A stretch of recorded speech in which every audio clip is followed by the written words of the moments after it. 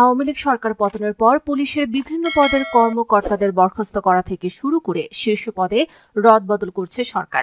এটি ধারাবাহিকতায় গোয়েন্দা পুলিশের সাবেক উপপুলিশ কমিশনার মশিউর রহমান ও ডিএমপির সাবেক এডিসি জুয়েল রানাকে সাবেক বরখাস্ত করা হয়েছে।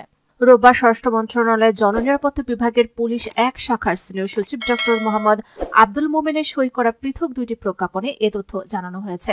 এতে বলা হয়, ডিবির সাবেক ডিসি ও বর্তমানে পুলিশ সুপার হিসেবে চট্টগ্রাম রেঞ্জ ডিআইজি কার্যালয়ে সংযুক্ত মশিউর রহমানকে নিউ মার্কেট থানার মামলায় গ্রেফতার করে ২০ সেপ্টেম্বর আদালতে প্রেরণ করা হয়েছে। সেহেতু মশিউর রহমানকে সরকারি চাকরি আইন ২০১৮ এর ৩৯ এর ২ ধারার বিধান অনুযায়ী ২০ সেপ্টেম্বর থেকে সরকারি চাকরি হতে সাময়িক বরখাস্ত করা হলো।